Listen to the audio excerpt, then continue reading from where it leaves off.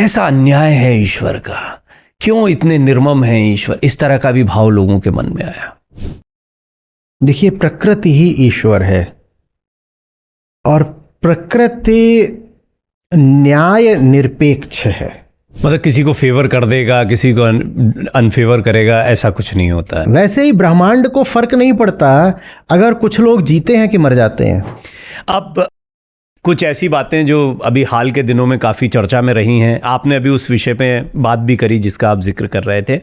कुछ लोग प्रश्न करते हैं, हमसे भी किसी ने प्रश्न किया, इतने लोग विमान में सवार थे, इतने लोग एक साथ मर गए जिसमें मासूम बच्चे थे, कई लोग थे, युवा थे, कई लोग खुशियों के साथ जा रहे थे। कैसा अन्याय है ईश्वर का, क्यों इतने निर्मम है ईश्वर, इस तरह का भी भाव लोगों के मन में आया। देखिए, प्रकृति ही ईश्वर है और प्रकृति न्याय निरपेक्ष है। न तो वहां न्याय है न वहां अन्याय है। वहां बस एक बड़ी व्यवस्था है और छोटे संयोग हैं, या दुर्योग भी है, दुर्योग जैसे भी कहिए, रैंडमनेस।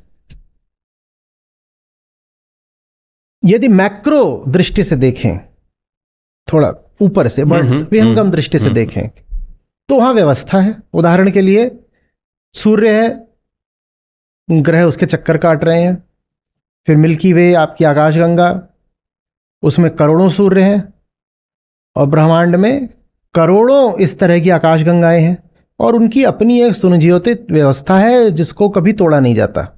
वो अपना चल रही है। पर ये बड़े स्तर पर हो रहा है। वो पृथ्वी जो सूर्य का चक्कर काट रही है एक व्यवस्था के अधीन, उस पृथ्वी पर छोटी छोटी क्या घटनाएं हो रही हैं, वो बिल्कुल संयोगिक बात है। मैं उदाहरण देता हूं। ये हमारे सामने पानी रखा है, ये चाय रखी है। हमें यह दिखाई दे रहा है कि ये स्थिर हैं। हमें यह दिखाई दे रहा है कि इनका जो तल है उसमें कोई लहर नहीं है। हमें यह भी दिखाई दे रहा है कि इनका एक विशिष्ट तापमान है।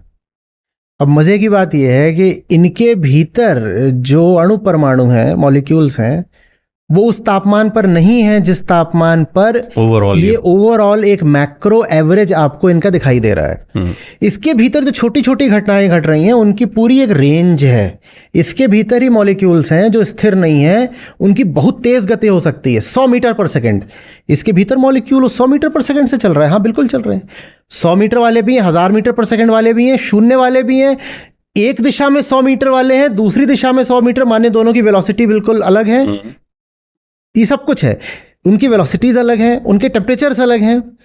तो कुल मिलाकर मैक्रो तल पर तो हमको एक व्यवस्था दिखाई देगी, पर माइक्रो तल पर एक इंडिविजुअल मॉलिक्यूल के साथ जो हो रहा है वो रैंडम है, वो रैंडम है।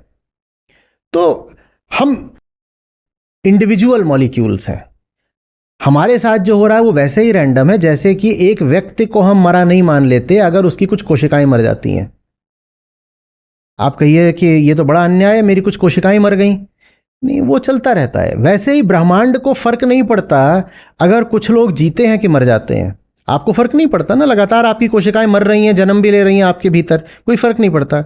वैसे ही ब्रह्मांड है, उसमें लोग जी रहे हैं कि मर रहे हैं, ब्रह्मांड इन सब बातों से उदासीन है, उसे कोई फर्क नहीं पड़ता। प्रकृति में कोई न्याय व्यवस्था नहीं है। ये जो पूरी बात है कि ईश्वर न्याय करता है, मतलब किसी को फेवर कर देगा, किसी को अनफेवर करेगा, ऐसा कुछ नहीं होता है। कोई ये ना माने कि वो संयोगों से अछूता है। जन्म भी संयोग है, जीवन भी संयोग है, मृत्यु भी संयोग है। इस संयोग से पार जो है उसको अध्यात्म कहते हैं, उसे आत्मज्ञान कहते हैं। उसके अलावा कुछ नहीं है।